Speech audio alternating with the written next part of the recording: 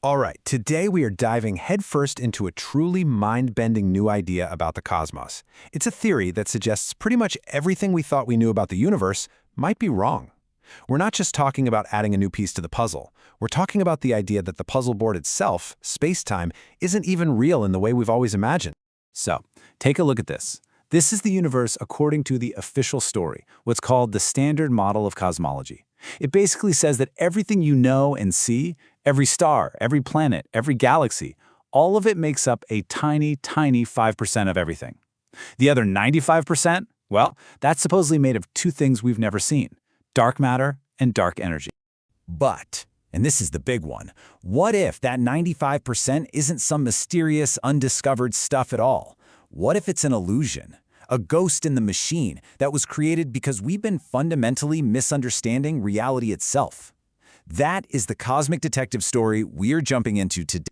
Now, for decades, this standard model has been the bedrock of cosmology. It's been unbelievably successful, explaining everything from the faint afterglow of the Big Bang to how galaxies clump together.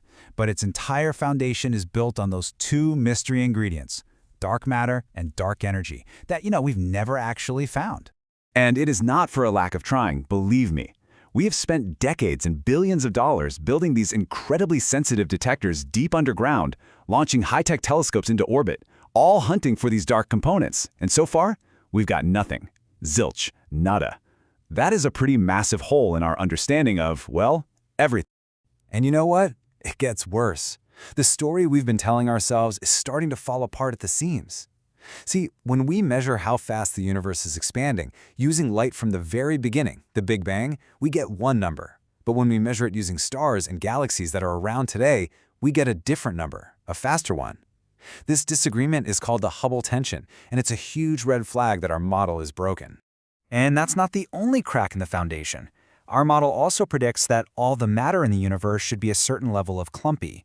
But when we actually look out there, our observations show the universe is a little bit smoother, a little less clumpy than the theory says it should be. They call this the S8 tension, and it's just another nagging clue that something is fundamentally off. So if searching for new kinds of stuff has turned up empty, and our current model is full of contradictions, where do we go from here? Well, a radical new theory called CRET Cosmos says we've been looking in completely the wrong place. Instead of adding new ingredients to the cosmic recipe, it says we need to re-examine the mixing bowl itself, the very fabric of space-time. Okay, to get our heads around this, we need to talk about a concept called emergence. And it sounds complicated, but I promise it's super intuitive. Think about water. A single individual molecule of H2O isn't wet, right? That doesn't even make sense. Wetness is a property that only emerges when you have trillions of those molecules all interacting with each other. This new theory asks a wild question. What if space-time is just like wetness? So according to this idea, for something as complex as space-time to just appear, a few key things have to happen. You start with interactions on a teeny-tiny quantum level. These tiny interactions have to then build on each other, amplifying upwards until they create the large-scale world that we actually experience. Once they hit a critical point, they lock into a stable, self-sustaining pattern, and boom, you get the smooth fabric of space-time. It's all held together by a constant feedback loop.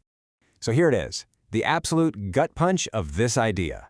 CRET Cosmos says that space-time isn't the fundamental stage where the play of the universe happens. Instead, space-time is the play.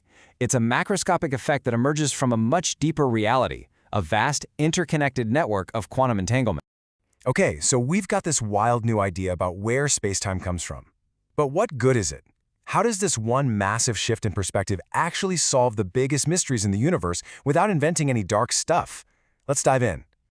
This chart just lays it out so perfectly. On one side, you have the standard model, which keeps adding new, unexplained ingredients: dark matter, dark energy. On the other side, CRT Cosmos just says, nope, we don't need any new ingredients. We just need to understand that space-time itself can stretch, bend, and relax. It's just normal matter and space-time dynamics. That's it. So in this new picture, that extra gravity that's holding galaxies together, it isn't from some giant halo of invisible particles. It's the emergent fabric of space-time itself, stretching and deforming in response to the matter within it. It's an elastic effect that we've been misinterpreting as dark matter this whole time. And what about the accelerating expansion of the universe, the thing that's pushing everything apart? Well, that's not some mysterious energy either. It's the space-time network slowly relaxing over billions and billions of years, kind of like a stretched rubber band slowly returning to its original shape. That slow relaxation, or hysteresis, is what we've been calling dark energy. I absolutely love this analogy the authors use. They say the standard model, ΛCDM, has to import these huge, separate, unexplained libraries called dark matter and dark energy to make its code run. CRET Cosmos, on the other hand, tries to explain everything from within a single, unified framework. It aims to do more with less. Now, look, a cool story is one thing, but this is science, and science isn't about telling the coolest story, it's about making predictions that you can actually go out and test to prove you're right or wrong. And this is where this whole idea gets really, really exciting. Here's where the theory makes its most shocking prediction. See, other alternative theories of gravity have suggested there's a new constant of nature. But CRET Cosmos says something way different. It predicts that the rules of gravity themselves are not constant. The very physics changes over cosmic time, linked directly to how fast the universe is expanding. And this isn't some fuzzy hand-wavy idea. It gives us a hard number. The theory predicts that if you look at a galaxy about 7.7 billion years in the past, it should be spinning about 15.5% faster than a similar galaxy would be today. That is a specific, measurable prediction that astronomers can actually go out and look for. So, this theory really puts all its cards on the table. It stands or falls on a whole web of these predictions. It naturally explains that S8 tension. It says gravitational lensing, the bending of light, should follow the matter we can see, not invisible halos. It even claims to solve one of the biggest problems in all of physics, the cosmological constant problem. And you know what the most thrilling part is? We don't have to wait decades for some new technology to test this. The machines that can prove this idea right or wrong, telescopes like JWST, Euclid, and the Vera Rubin Observatory, they are up there collecting this exact data right now as we speak. The answer is coming. Which leaves us with this one final, really profound thought. For decades, we've been on a hunt for the missing 95% of our universe. But what if we've been chasing a ghost? What if the answer isn't about finding something new, but about realizing that the very stage of the universe, space-time itself, is the illusion, and that 95% of what we're looking for was just a ghost in the geometry all along?